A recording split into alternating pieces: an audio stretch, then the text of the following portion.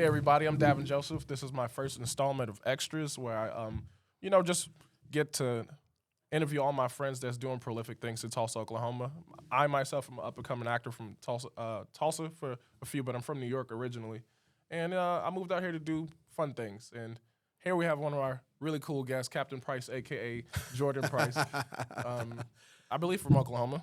Originally from Texas. Originally from Texas. Been here for a hot minute. Moved here in 95 or 96. So I've been here a 96. while. Why is that? My dad worked for Dillard's department stores, and he used to fly to Tulsa 4 or 5 days a week. Dang. And eventually they were like, hey, will you move there? Was So that a we moved culture here. shock for you? Man, so hold on. I just realized I had gum. Oh, it's all good. It'll be fun. You ready? I'm going to see if I can hit her. Do it. Right? If she didn't move, I almost hit the producer. the Hey, you wanna get accuracy that off of the this ground? man. Just don't touch it. Just don't touch it. You'll be fine. It'll be fine. You're good. I wasn't actually. I didn't even know you were. That gum was a paid actor. That was a paid actor. Yeah, that was awesome. It does its own stunts. That's awesome. I don't know if you knew that. Yeah. So I grew up, I was homeschooled, and I had a lot of friends, but I didn't go to school per se. And so culture shock, it wasn't huge. So I'm still with my family. You're having to make all new friends, go to a new church and stuff like that. It was hard initially because when you get told when you're a kid you're moving to another state, your whole world's falling apart and you're crying and you have no idea what to expect. But we got here and it was the biggest blessing. Like, I love Tulsa. I love Tulsa. A lot of people growing up, they're always like, "Oh man, we can't wait to get out of here." Dude, go some other places. You'll want to come back. Man, yeah. The biggest thing for me that drove me to stay here after college was the cost of living. And I'm as a single person who's trying to make their way in life, the blow is way softened out here. Like, you can make it on your own on a job that's $15, $16. And then, I feel the culture shock a little different, but, I've been to Texas a few parts. What part of Texas are you? The Dallas-Fort Worth area. Oh, nice. I love that area. Yeah. I love that area. I always think about moving there or Austin. If you haven't been to Austin. I have not been to Austin in a hot minute. But If I were to decide, hey, we're gonna go move just to move, yeah, Austin would probably be on my list. right. But dude, it gets hot, Absolutely. and yeah. I like air conditioning. Yeah. I like to be cool, and dude, like when you walk outside, and Yeah. you've been outside for 30 seconds, you walk in, it looks like you just took a shower because you're Yeah, like just yeah. soaking wet. Absolutely. I love Colorado because you got like that nice, cool, crisp, non-humid air. California's fantastic, but when you're talking about cost of living, Yeah, never exactly. mind. Like, My perfect ideal place, and we're gonna get back to your upbringing, is if Austin had the price of Tulsa. yeah, That would have been the perfect place for me. I would live Yeah. there immediately and never think about moving anywhere else. But I'm just not used to the lack of activities, being so spoiled coming from New York.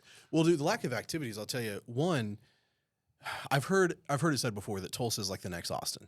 Right. You know what I mean? And then I've heard some cool people say, "Man, Tulsa's the next Tulsa." Like, it doesn't have to be. You don't have to put that label on it.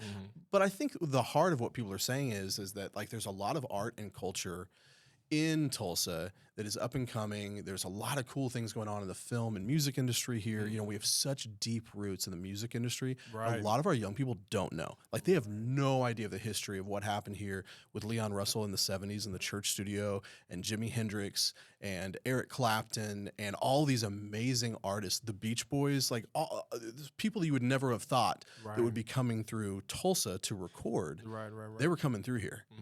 And we have done a really poor job of educating our people now about the history and heritage of what was here. Absolutely. Because there's a lot of heart and soul here.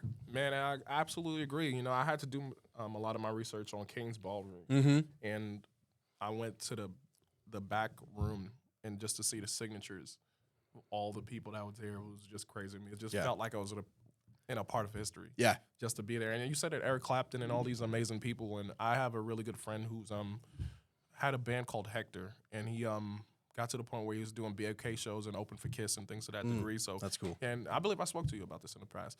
And he also tells me and tries to keep me up game of what history and the prominence of music and art in here. And I really do like it, but I wouldn't want to say but. I really love it, but I need to get more acquainted. And this is my I really love it. And Exactly. I'm sorry. Went to school for psychology. And I really needs to get acquainted with. But I'm going back to your upbringing. What made you choose this department of art, man? Dude, completely by accident.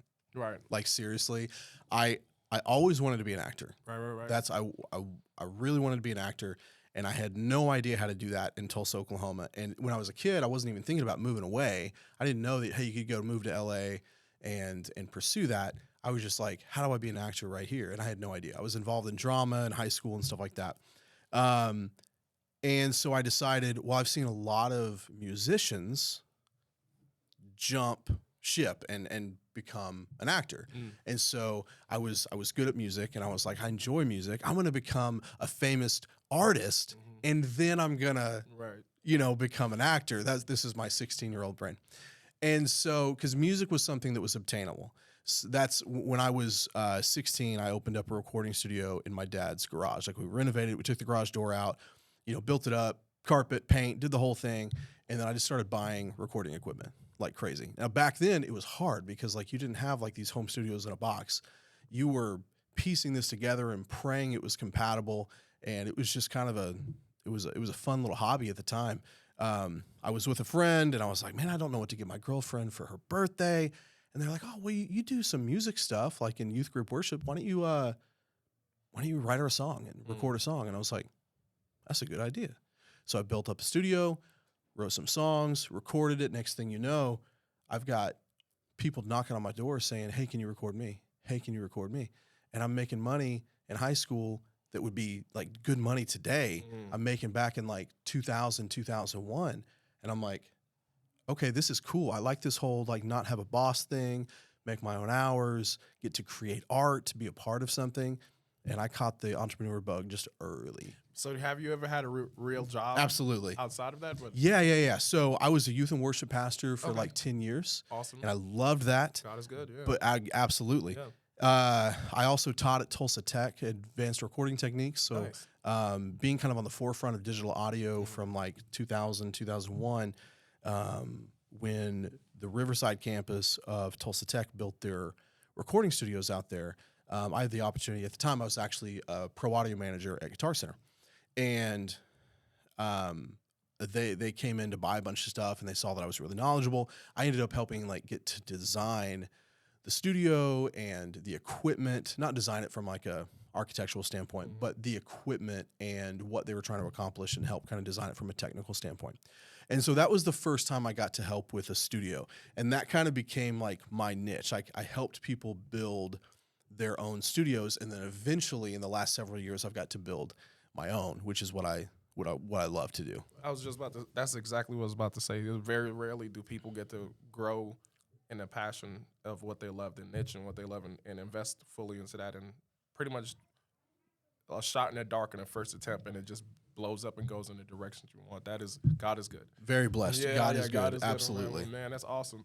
And from there, it seems like you had a lot of success, but where's some low moments that projected sprinkled you all throughout it? Yeah, exactly. Yeah. It's really easy to look at someone who's been doing it for a long time and see the success and be like, oh, it must have been easy. Dude, the building that we're in, I've had this building for 11 or 12 years. And there were multiple nights, where I'm sleeping on the couch as I'm physically building this place with my bare hands. And it's taking a toll on the family. It's taking a toll on me. There were years that it wasn't healthy, because you're just chugging along. So yeah, there's low moments for sure. I started in the audio, and then I kind of felt like I wasn't telling the whole story, and I fell into the video. So when I was working at the church, and if you work at a church, you wear a lot of hats. So I was a youth pastor. I was the unofficial worship pastor, and they were like, hey, you're techie. Can you make some videos for us? Let's do some church announcements. So I started doing these little church announcement videos. And then my buddy sees these on Facebook. He's like, hey, I like what you're doing. Can you make that, but for the oil and gas industry? I was like, yeah, I could do that. He's like, we'll pay you $3,500 to make that for the oil and gas industry. And I was like, inside, I'm jumping up and down. I'm like, okay, we could do the first one at 35. That's fine. And I'm like, I have no idea what the value is. I didn't have a production company. This was all just a hobby. And so we do the first one. The company literally gets $1 million sale off the video. And so the company goes, let's do one a month. Let's sign a 12-month contract. And overnight, I accidentally started a video production company. Wow. Wasn't trying to do it. I was in the ministry, Yeah. and it was an accident. Yeah. And then I'm caught between, do I stay in the ministry? Do I do this? Because it was getting hard to do both. Right. And in the end, I decided I don't want to tax the church. Like, I can still volunteer at the church. I can still be a part of the church, but the church doesn't have to pay my bills because they're barely doing that anyway, if you know what I mean. Right, yeah, yeah. And so took the leap of faith, left my physical position at the church and just ran with it. I thought I was going to have a safety net because I hadn't taken a vacation in like 8 years. And when I left, they're like, oh, yeah, that doesn't roll over. And I was like, oh. Wow. Oh. And so I thought I was going to have like this nest egg to start my company. I should have double checked. Right. And I didn't. And so it was terrifying. And you're stuck in that moment. You're like, I'm either going to fail, and I have 3 kids and a wife, and we could literally be homeless in a month if I don't make enough. Those are the moments that it's like, push you forward. What do I do? What do you do? Yeah. Because I could go get another job, right? But I know that I won't get this off the ground. Mm-hmm. You know what I mean? Mm-hmm. And God was just so good. I remember I was in my bedroom. I pulled the trigger. I put in my notice. And, dude, I got a phone call from this company in Chicago that said, hey, we found you on Google. We would love for you to come, and we're going to be in Tulsa. We'd love for you to come shoot this. I get off the phone after, having a really good conversation with them. And I'm like, God, I'm not even on Google. Like, I haven't even started this thing. I don't have a website yet. How did you have my number? And it was those little moments that God was just sprinkling. He's like, I got you. And like it says in the book of Matthew, it says, hey, look at the birds in the air, look at the flowers in the field. If he's going to take care of the birds and he's going to take care of the flowers, don't you think he cares even more about you? Exactly. And so I just lived on that verse because, like, dude, sometimes the money would not come in until the very last second.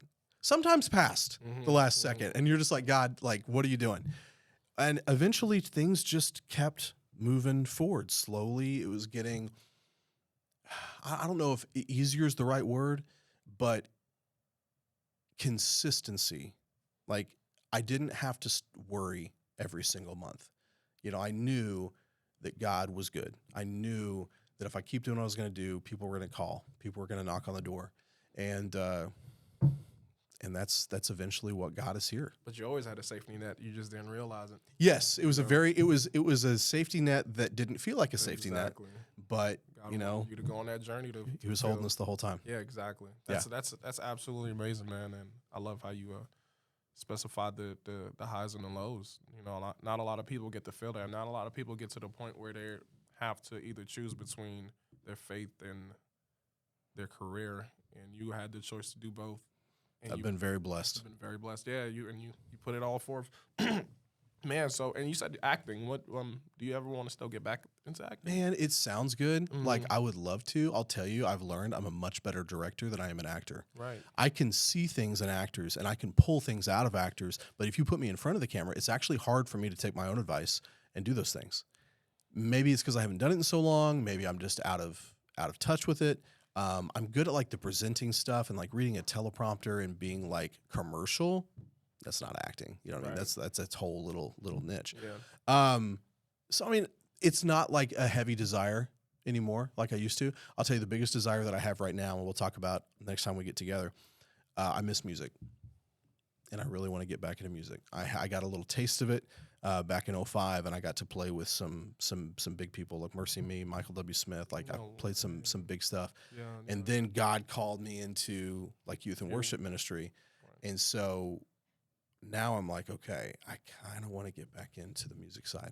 Awesome. Guitar player, right? Guitar, writing, your vocals. Yep. That's amazing, man. That's what I do. Yeah. So for chapter 2, when we come back, we'll have to pick up there and talk a little bit about that. But dude, I love what you're doing. I love that you're going to be featuring local artists, business owners in the arts and stuff like that. I love it. Yeah, man. There's a lot of great people here in Tulsa that that want to do really good things not for themselves, but affect the community. Like here, what we're doing today with you, man, and I had to start with you today because it's awesome.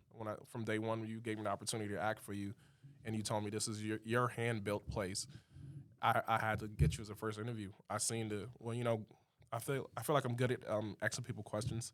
I need to practice craft a little more, of course, but I seen the vision as soon as I met you. When Man, I came I here. appreciate that very much. Yeah. Couldn't have done any of this without the people behind my back that have been supporting me from the very beginning. Yeah. So, my hands built a lot of this place, but I have a lot of people holding me up. Yes, so. sir. Well, that's a wrap for the first half of our interview. Stay tuned. We will be back. What is your beginnings in music, instrument-wise? I know you said guitar, and who were your two biggest inspirations when you was growing up? That is an incredibly hard question. Well, the second part's hard.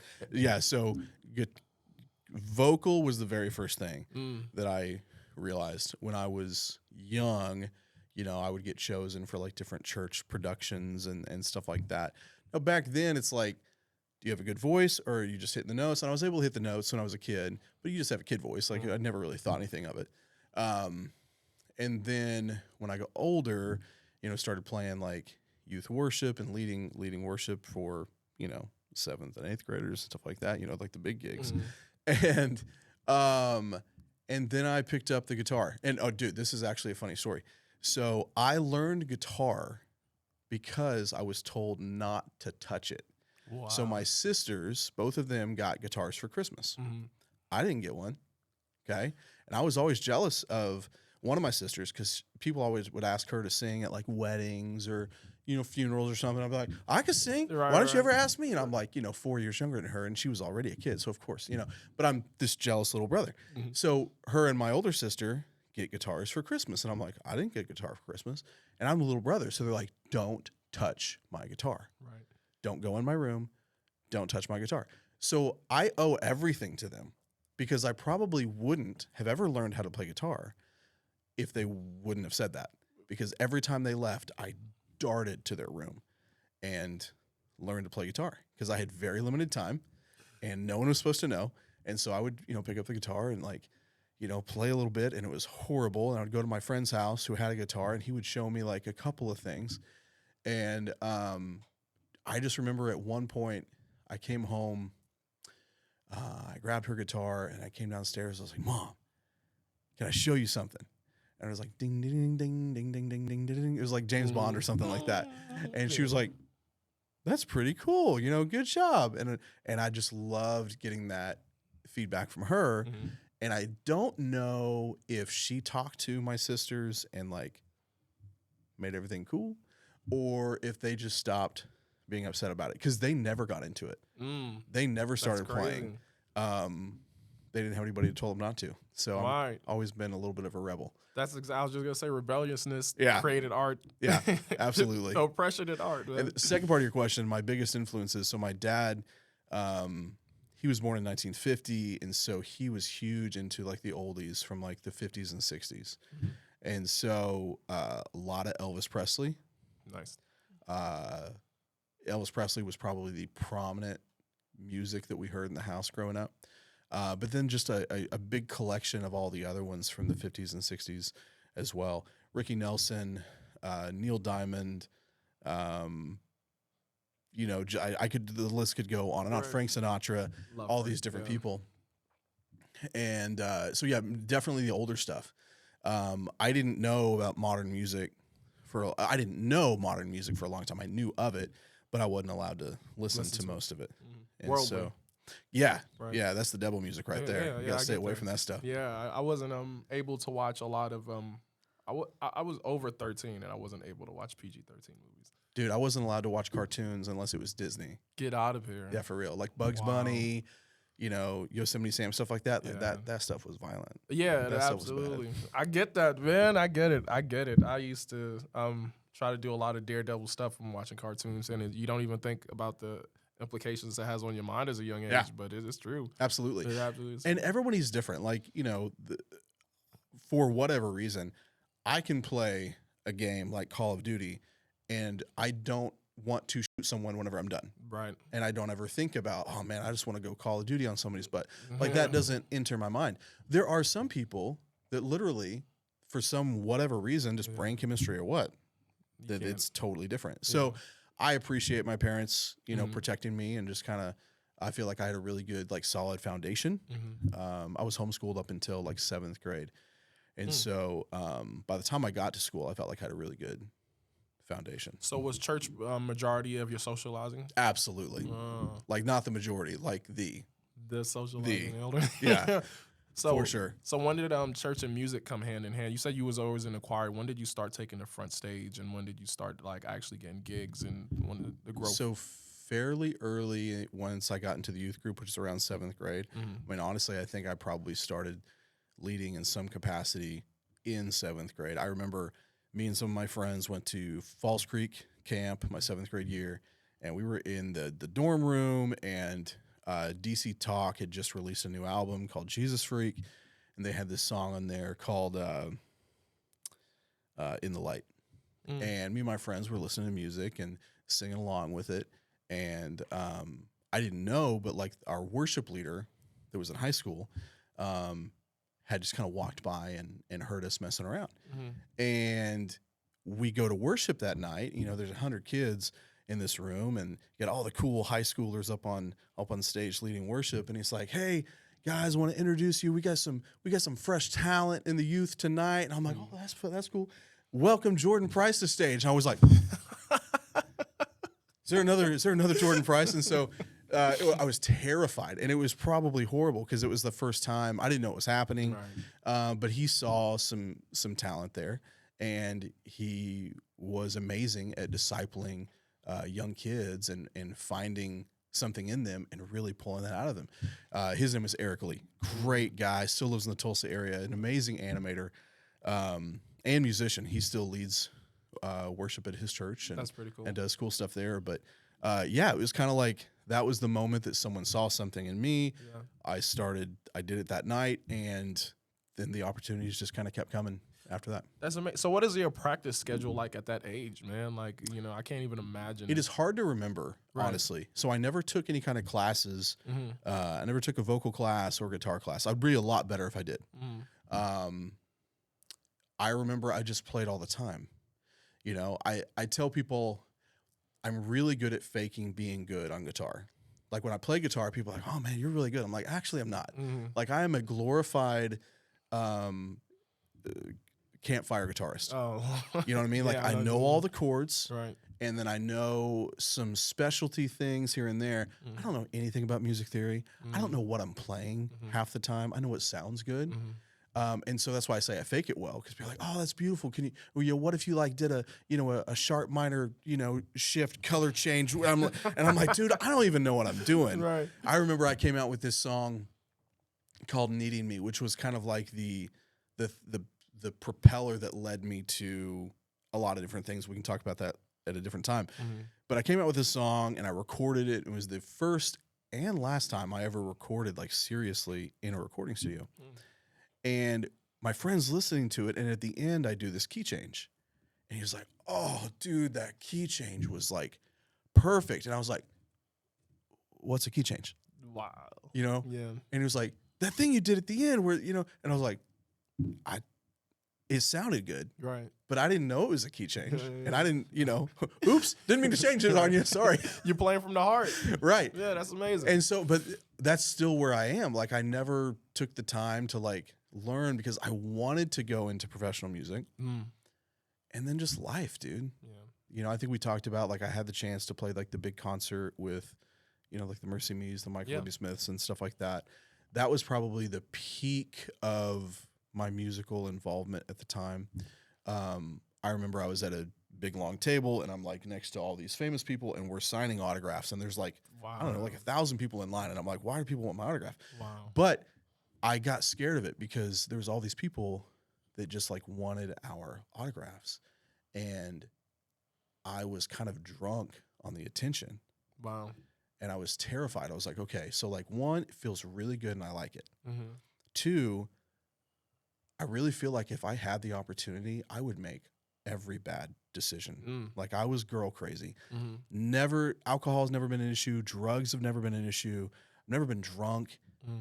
Girls were always the issue. I lost my mom really young to cancer when I was 12 or 13. My condolences. And so then, like, you just kind of start seeking out that female attention. I go to school for the first time, and I'm getting attention from girls. And, you know, I always say that when you lose one parent, you kind of lose both, at least for a while. You know, my dad was grieving, and just for years, I think we were kind of like raising ourselves. And so that was my issue that I was weak in.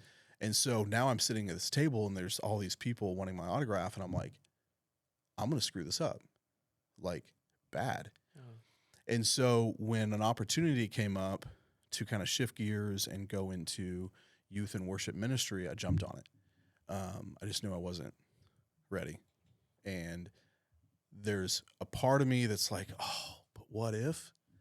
And then there's the part of me that's like, I'm so glad that God protected me from that, because I guarantee I would have, you know, gotten to the point where. Yeah. You stole the words absolutely out of my mouth. I was going to literally say God has blessed you with vulnerability and understanding yourself and understanding the dualities inside of you. And your mother did an awesome job, bro. Well, I appreciate that. Your She, mother and your father salt of the did earth. She was amazing. Awesome job. You just from understanding who you are from the few times we met, and just as the conversation we just had of how much you just want to help off of barely knowing me. They did an awesome job on you. God is good. I appreciate that very much. And yes, he is. That's awesome. And before I was gonna say that, I was gonna lead into where's your rebuild? You say you want to get back into it. What is steps you think? Yeah. Actionable steps. You So, got divorced about a year ago.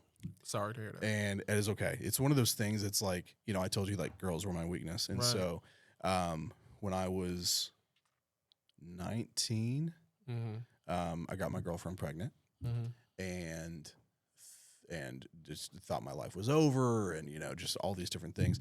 You know, long story short, make a very long story very short, you know, I get married really young, thinking that I'm doing the right thing. And, you know, in the end, God gave me some amazing kids, and they're worth everything. Absolutely. But also in the end, I shouldn't have ever married this person. And both of us would say that. That's not a diss on them. We're two very different people. I think when you're young, you go after someone who's very different than you because it's exciting. And it's like, oh, like that's, and then when you get older, you look for someone that you are really, really aligned with. And so that's where I am now. And I've been dating someone for like the last 7 months, and it has reopened all of that musical everything in me. Wow. Like, my guitar was down for years. Yeah. You know, the last several years of my marriage, you know, it's just kind of, you know, you're in a little bit of a depressive state, and you're just surviving. And the first thing that goes for me when I'm in that is everything creative. It is so hard to create when I am stressed, when I am, you know, depressed, when anything is just not going right. That's the first thing that just falls apart. And so getting into this new relationship, I picked up the guitar again, and, you know, songs just started to like fall out. You know, there's some songs, like I have a song that I have literally been working on for probably 20 years. Right. And it's always evolving, and I love it. And it's just kind of like, you know, what's the next thing I'm going to do with that? And then there's songs that fall out of the guitar, songs that literally I am just playing catch up as I'm writing, trying to get down what that lyric is. Wow. And those typically end up being my favorite ones, the ones that come out of like the deepest part of the emotion. And so all of that got reignited whenever I started dating Leanne. And it's been really cool. I've got this new song that I really, really like. And it's cool. And I just need time to sit down, to record it, to flesh it out. I'm very much trying to see myself correctly. I see myself as a vocalist and a songwriter, and not a musician. I am a musician, but I'm not good enough I'm not as good as I am on the vocals and the writing. So I don't know, in the next 6 months, I'd really like to tag up with some really amazing musicians that aren't amazing, you know, vocalists or something like that, where we can kind of come together and maybe help, you know, create something really special. I've put a few feelers out on Facebook, like just some little rough recordings of things and gotten some really good feedback. And it's funny because I've been out of it for so long. You put something like that out there, and people that you've known for years are like, Yeah, I didn't know can't you believe could it. sing. Yeah, yeah, exactly. I didn't know you did this. Like, Yeah. or dude, that's so cool that you just picked up this new hobby. I'm like, actually, it's an old one that Yeah. I just haven't been doing in a long time. So my girlfriend absolutely loves it when I sing, when I play, when I write, and so she's been really encouraging and wants me to pursue it. And so it's really cool to have that support.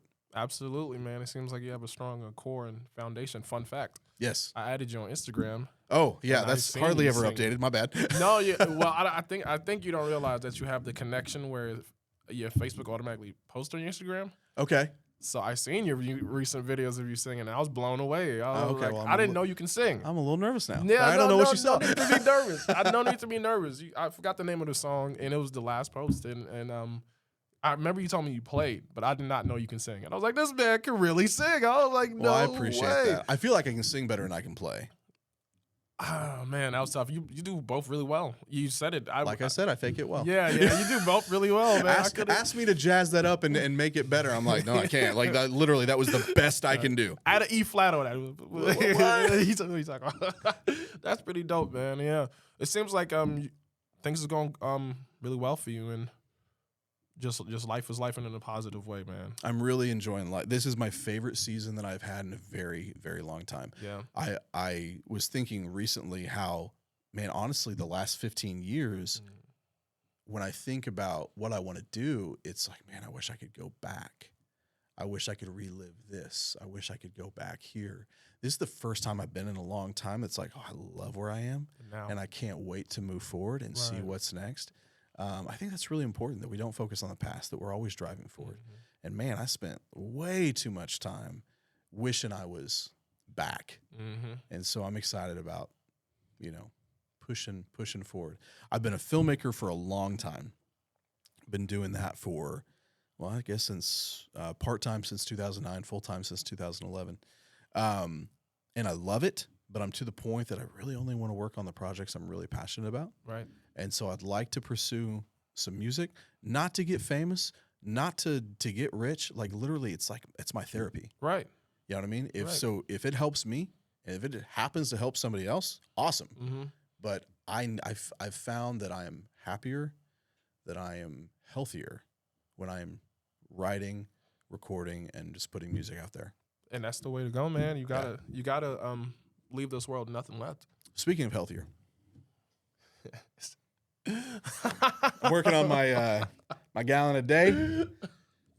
Girlfriend hit me with this morning. She walked up to me with a couple of these. She's like, "Okay, so who can get done first?" And I was like, "Oh man, America, get your girlfriend like that right there. Who cares about your health?" Absolutely. That is rare. I gotta finish this by the time I see her.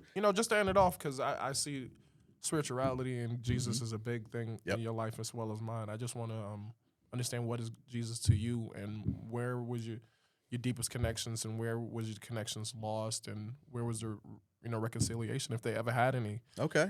So you got a couple hours? I know, right? That's pretty tough to It's so say hard. in 10 minutes. It's so hard. I should just ask, what is Jesus to you? Who is Jesus? I was What is very religion? blessed to grow up in a Christian family. Mm-hmm. And I mean that from the bottom of my heart, because I cannot imagine how hard it would be to come to faith as an adult. Right. Jesus says, "Hey, come to me as a child." Mm-hmm. A childlike faith. Not because we're supposed to check our brains at the door. I believe that if you actually study the Bible and you actually study science and history and all, it all fits together. Absolutely. Really, really well. Mm-hmm. And it's so cool because there's more and more scientists coming to the faith saying, this makes more sense than anything else. Yep. Like if you just put your head to it, this actually makes more logical sense. The things that I'm reading in the Bible, and the Bible is constantly being used to push science forward. I don't remember what it is. I'd have to come back to you, but there was recently something happened with the new telescope that we put up in space. I don't know if it was the James Webb or something, but, and I'm butchering this, but something happened with what we found in these pictures that didn't make sense from our scientific understanding of creation and the Big Bang and all these different things. That the only option to understand it was what the Word of God said. Absolutely. And it was just this really cool moment for all these scientists. And they were like, that's the only explanation. Right. Like it's totally different than what we thought. I love that. So who is Jesus to me, dude? It's really easy for me to get like emotional when I talk. He is truly my Savior, and I know that like it's a churchy word. I am very aware of how flawed I am as a human. I am very aware of how unrighteous I am, and it only takes one single sin to separate us from a holy God. And so I am in absolute need of a Savior. And I think whenever you have such an understanding of how broken you really are, it becomes so much sweeter to understand that there was someone out there that loved you in that brokenness, that chose you in that brokenness, still loved you, still chose you, and that's pretty incredible. Yeah. You know, to put it into like earthly understanding, when I met my my girlfriend now, I was probably 40 pounds heavier. And it blew me away that she still chose me, that she saw past my unhealthy decisions and chose me anyways, and loved me anyways. And through that love, that support, that unconditional, like we didn't get together and she'd be like, okay, like I need you to, to change for me. It wasn't like that at all, but I want to be better. And I think it's like that with Jesus too. Like, he loves us where we are. Now he refuses to keep us there, but it's not, we actually want to become more like Jesus, because when you experience that life, when you experience the truth, you want to live that life, because you suddenly start to realize, oh, it said not to do this, because when I do that, this happens, and that hurts. Oh, and when you say this, it's because, okay, that makes sense. You start to understand that it's not a book of no's and do nots. It's a book of, I love you, I made you, I understand you better than you'll ever understand yourself. And if you will follow this path I have for you, I promise you, you're going to be so much better. And I think the older I get, the more I understand that, we are really bad at understanding Absolutely that. You know what I mean? We think that we can buy a car that takes 5W30 oil and that we can put 10W20 in it and think that it's going to run just fine. And you know what? It might run and it might function. Man, you're going to have some problems because it was designed for 5W30. You know what I mean? And when you have the one who created you saying, look, I know you. I know you better than you know yourself. Choose this. And you finally do, and everything just starts working, dude. Wow. It's nuts. That's a beautiful analogy. That is an absolutely beautiful analogy, man. I wish I was a mechanic. I wish that there was like some deep-rooted, like, when I look at a car engine, I'm like, is there a computer I can mess with? Because I don't get this. My son, man, I thought he was going to be techie like me. Not techie at all, but he is so mechanically inclined. Really? He takes engines apart. He puts them back together. Well, he fixes them first, and he puts them back together. It's incredible, because that is not me. How old is your son? He's 19. How old are you? You can text me. You can text me. 40. What? You don't think you told me that? What? My bad. You look like it. You don't crack, brother. you don't crack. You look 27. I 23. appreciate that. You want to know something? My hair's gonna be awful because I'm gonna take my hat off. Yeah. Normally it's better. Okay, so my hairline's growing. Right. Okay. So I started this new thing called PRP. Okay. I'm trying to think what the first P stands for. Platelet rich plasma. Huh. Okay. You take your own blood. Well, I don't do it. Right, the nurse right, does right. it. And they spin it down, they turn it into plasma, and they re-inject it into certain areas, whatever you got going on. So if it goes up here where there once was hair, Right. it's going to help rebuild those cells. That's amazing. Stem Okay. cells in a way, huh? You put it, yeah, just the same kind of technology. You put Right. it, your knee's bothering you, you put it in your knee, and it's going to help regenerate that. I mean, it does all kinds of things. There's some things, and there's children here, so I can't talk about everything, but it can do all kinds of things.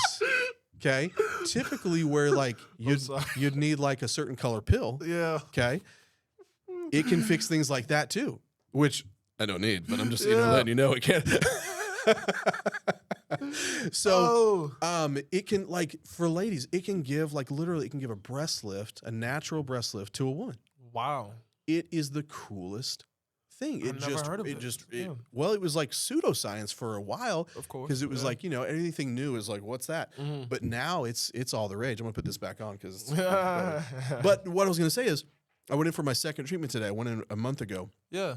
And I came in today. They were like, you've got already have new hair growth. Like there's That's little amazing, peach fuzz man. in these areas. It probably looks funny right now because I have like, it's a little lumpy. I feel the pressure because they injected. Dang, I'm gonna have to check out that for my knees. It's, I have bad knees. Yeah. So seriously, there's only one other company in town doing it, QC Kinetics. They've been doing it for a while. They're really good at what they do. So we'll be the second company in town that's doing it. And so That's awesome. that's the other thing that I do, the Apex Hormones and Wellness. So we help with guys that are low on testosterone or women that are, their hormones are just either non-existent in certain areas, too high, too low, medical weight loss, all different kinds of things like that. And one of the things we're getting into is that PRP. Man, I need to sign myself up for that. So I'm the guinea pig right now. We were like, hey, we need to do this on ourselves We need first. Another guinea pig? Hey, you never know. You never know. We'll see what happens. Honestly, we don't have anybody for joints and stuff like that. We'll talk about that. Yeah, if I become a super soldier, Come on. I'm Captain America. Dude, Let's start it absolutely. up, That'd be a man. good problem to have. Yeah, that's a great problem. For sure. Yeah, let's do it, man. That's amazing, though. Well, how did you get into that? I wanted to be a doctor, and then I learned about the schooling. I was like, I don't want to be the doctor that much. I like music better.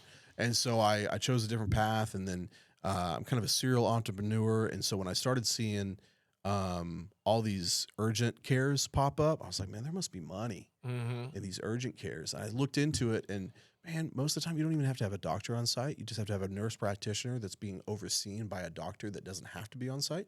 Wow. And so it becomes a lot more affordable from an insurance perspective and from a salary perspective. And so I was always interested in that. And then I started dating a nurse, and she was like, yeah, long term, I'd like to have my own clinic, and, maybe in like 5 years. And I was like, why not now? And she's like, what do you mean, why not now? Like that would take years. I was like, no, we could like do it right now. And she's like, what do you mean we could do it like now? And so we just started talking, and I mean, we were probably only dating like 3 months whenever we opened this place up. Wow. But I knew like about her like immediately. Right. Like when we met, I think I talked about, I knew. Right. So I wasn't scared. I should have been scared, but I wasn't scared. So yeah, we opened up in January, and it's been awesome. That's so dope. It's been awesome, growing every month. That's so dope. And it's really cool because all the results, they're not taking months. Like I talked to people that like, they came in last week, IV hydration, all these different cool things that I'd never even heard of. People come in sick. They get an IV with, just loaded with vitamins, minerals, and all these different things. They feel better before they leave. They're like, this is crazy. Why isn't my doctor doing this? I don't know. Yeah. It's nuts. That industry don't want you to be fixed. They want to treat the symptom. Right. Because that just keeps coming. Right. If you never address the issue, you can always treat the symptom and charge for it. You're literally the hands and feet of Christ right now, man. You're like helping people, you're nurturing them with music, and then you're also allowing them to pursue their imaginary dreams up forward. That is super kind of you. I'm going to let you say that, but man, woof, be careful. My head might get too big. Well, man, thank you for this opportunity. Just sit with me and just experience this with me and just tell your life and how much God means to you.